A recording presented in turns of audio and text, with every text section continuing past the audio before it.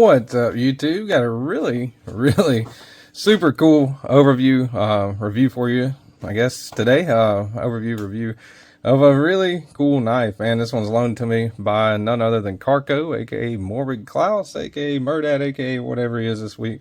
Super cool guy, really generous person, and really appreciate him sending me knives to check out. It's kind of been like a Carco week, I guess, if you're watching my content. So going through the Carco box slowly and steadily for the most part this week. But yeah, so thanks to him, people like him that send me stuff where I can keep semi-regular content going. Try to put out a video a day, and I really appreciate you guys watching. Thanks to all my Patreons, channel members, subscribers, really awesome and generous people in the community. Thank you guys so much for listening to me ramble. So without further ado, today we have the Blessed Knives Ripley. Let's see, maybe I can zoom out. Let's zoom out a little bit, right? Big old knife. All right. Usually got, all this set up by the time I start the video, but yeah, forgot how big the Ripley is. Pretty sizable knife. Now this one is a custom, all USA made by one dude messing around in his shop, in his garage, whatever. Donnie Bless. You guys can check him out. He'll be linked down below. He's in the live streams all the time. Pretty regular. Donnie Bless. Awesome dude, man. And these are very limited, and he's got a wait list. These are pretty expensive, so go ahead and get around that. These are, I think, usually around $800 or so. So, a lot of people just turned it off. Probably watching like $800, screw that, next. But yeah, I get that, but also it's worth it to me for all the work that he puts into it, and he does put a lot of craftsmanship and a lot of work into this. So we're going to talk all about it here today. Let me go ahead and get the tape measure out. I might have to get the 15-foot tape measure on this one. Just kidding, Donnie. All right, let's go. All right, so overall measurements. End of the blade, tip of the blade, end of the handle, you are looking at a whopping 9.5 inches. Definitely what I would call an XL knife, right? I got a couple of XL knives I'll compare it to in a minute, but what I would say is definitely over full size, over large, and into the XL territory. Safe to say for anyone. Good to me, it's awesome. I love it. Some people, this might be an immediate turn off, but nonetheless, let's go ahead and we'll go off of overall blade length. Overall blade length, if you go all the way back to here where it meets up with the handle scale, you're looking at 4 3/8. It's a massive blade. Cutting edge on the Ripley. I think Carco did did have a little tip breakage there, so this might not be true for all of them, but cutting edge, you were looking at right at 3 and a little over 3 3/4. I'd call that 3 3/4, maybe a hair over that. So definitely every bit of a definition of a large knife. All right, let's see. Let's go ahead and we're over 4 minutes in. I'm only getting to the caliber. Sorry, guys. All right, 152 thousandths. Well, no. All right, let's do thickest part. Make sure I'm on the thickest part of the spine here. 150 thousandths there. 151 there. So around 151, thickest part of the spine. Not thin by any means, but not by any means the thickest knife that I've ever handled. 17 thousandths behind the edge there. Really nice grind on that. Swedges down. Got kind of a interesting little swedge action going on here. And some of this, I don't know if it was, maybe Carco's fixing it that might have done it too. So keep that in mind. Help with Gadgets, another channel, awesome dude. He's always linked on the down in my video channels you might like. Help with Gadgets is, just did one on the Newt, actually the little version, the smaller version of this. All right, so 507 thousandths on the handle thickness, right at 1/2 inch. Good thickness for the handle. And let's see, let's get out some of the usual suspects first. Size comparisons. You got your Ontario Knives Rat Model 1, way bigger than that, and way bigger than the Rat Model 2. All right. It just dwarfs them, man. A lot bigger. Now this is a big knife. This is one of my big bulky knives, I would say. The 8010. Now, the 8010's broader for the most part, except for the beginning of the blade there. But the Ripley is, let me put them, that's how much longer it is, right? So definitely definitely bigger from the 8010. Forgot the other one. Here we go. Demco Knives 8020.5. That is the slicer variant. Big knife, right? Some people, I mean, people like XXL, double XL hands would, you know, probably say, well, it's a normal size knife. But to me, I would say it's an extra large knife. Paramilitary 2 Spyderco and Spyderco Para 3. way larger than both, and way more cutting edge than both. All right, let's see. Let's do some American classics here.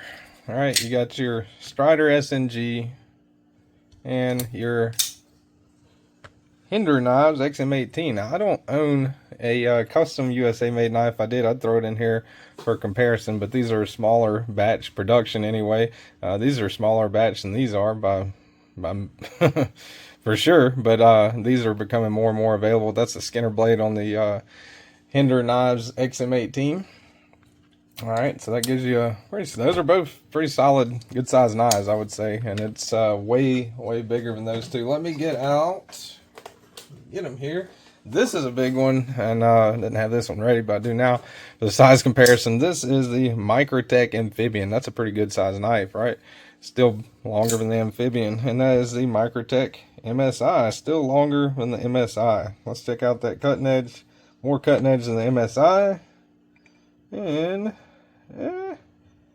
yeah, a little bit laterally if you measure it long. The lengthwise does have more cutting edge than the Amphibian, but the Amphibian does have that upsweep right there, so maybe around the same. But the Amphibian is fairly close, but still less. Two more large USA made knives that I should have had ready for the video, but I didn't. I'm trying to find my other one right now. Where's it at? There it is. All right, sorry about that, guys.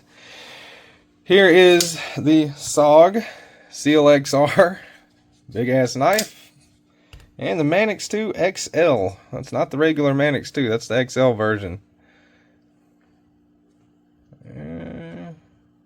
Still longer than both, even with the glass breaker, whatever that is, attachment on the CLXR, still way longer. A lot more cutting edge and more cutting edge. So big knife, right? I think that's that kind of drives the point home anyway. I'm putting those two up. All right, let's see what's next here. Last two on the size comparisons. These are two of my favorite knives. This is the Sparrow Knives Strix and the Grimsmo Knives Norseman. Norseman and Strix are not small knives, but I do love both of those knives, and I like that one too. The size is not something that really deters me. I mean, something that's ridiculous like the Espada or something like that, yeah, maybe, but that's a big knife. I like it. All right, here is your DeWalt framing hammer and your USA made crescent wrench. Framing hammer, only thing that I had to compare it to that I normally use that's bigger, right? Here's another Carco knife. Big ass knife, still a lot shorter, a good bit shorter. That was the Magnum Works Pantheon. Good bit shorter than the Ripley. So, all right, let's do weight here. Now, this is a lefty, all right? And a lot of you, most of you probably noticed that right off the bat. This is a lefty version. He does, whoa. He does right-handed versions of them as well, but this is one of the few left-handed versions. There's not a lot of these out in the wild. These are very small number of them that exist. I was about to say batch, but not batch because these are custom. 5.8 or 5.8 ounces. 5.8 ounces. All right, so for such a large knife, that, I mean, 5.8 ounces is a lot, but you know, compared to what people are normally used to carrying. But for the size of it, you know, being titanium and everything, it's not bad at all, really. He's, let's see, does he have milling? I don't even think he's got milling on the inside. Still kept that weight down. So that's good. Yeah, no milling on the inside. So let's check it out in pocket. Get out the old blue jeans here. Goes in and out of pocket pretty good. And for such a humongous knife, this thing carries really well. I carry it around a little bit. I'm not left-handed, so it's kind of weird for me. You know, I can, you know, carry a lefty knife for a little bit, and you'll kind of get to know what left-handed people experience normally, right? So, but yeah, it carries pretty well. I really like that pocket clip, kind of almost at like a 30-degree angle or something like that, whatever you want to call it. Donnie, if you're watching this, I'm sorry. Correct me on all these mistakes, please, in the comments right down below. Sorry about any mistakes I might make while reviewing your amazing creation. I think it is anyway. I guess that's a little spoiler alert. But yeah, so let's do, let's see what else we got. Let's do hardware check. I think that'd be it as far as all the specs goes. This is a T8, so T8 on the pocket clip screws. All right, T8 on this body screw. That one's a little bit loose.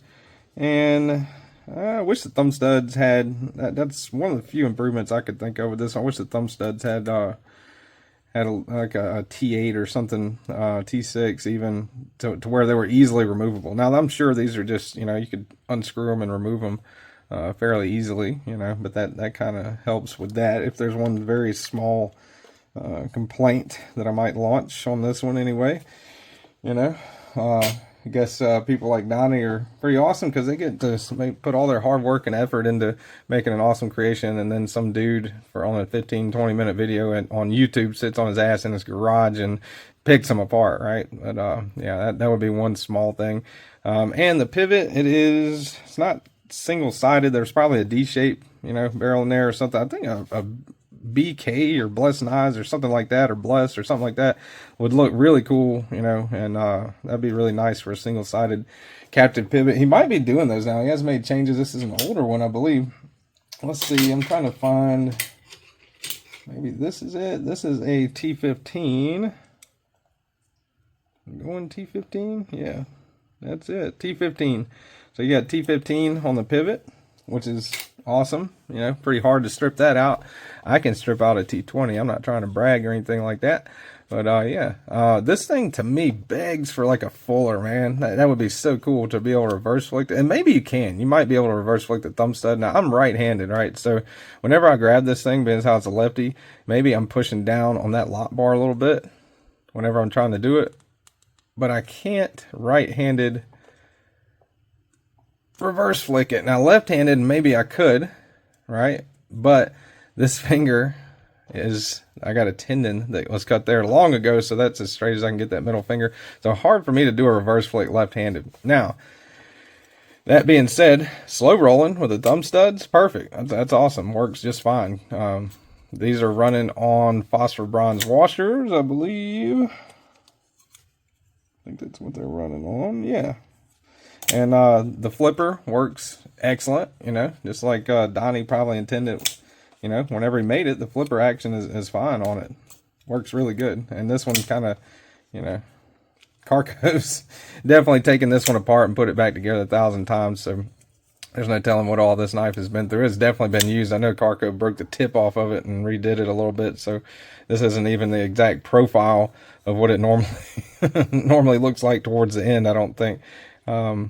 But yeah, so anyway, got some jipping up top here, really comfortable. I really like how this kind of swedges down. It reminds me of the spiny dogfish a little bit in the way that not, you know, saying these are anywhere alike, but I mean the handle kind of being more fatter, if you could call it that, here with that hump for your finger and kind of slowly going down, kind of, you know, reminds me of that. And you get that on the other end with the blade, right? So the blade's more broad here and kind of swedges down towards the end. I think that's pretty neat. That along with the pocket clip, nice kind of contoured angles on that pocket clip. I like that. Jimping right there. All right, you can, obviously it's a huge knife, so you can choke back, you know, still got a good grip on it, choke back, choked up, or normal grip, I guess. Maybe it gives you 3 grip options with your index right there, by using that flipper kind of like a little finger guard. That is solid, locked in, really comfortable. And choked up, I think it's that nice forward finger choil. That's comfortable too, man. You can definitely kind of do some pull cuts. You know, was tri-state, say pinch grip all day, whatever. right there, but you do have a lot of handle, remember, hanging off of there when you're doing that, so there's a little bit of weight. This one's an S90V, which is an awesome blade steel. He does them in various blade steels, and yeah, really nice back spacer right there. Almost forgot to mention, but I think that's pretty cool to have a back spacer, period, and I like the way that one looks. And if you look on the inside of it, let me get out flashlight here.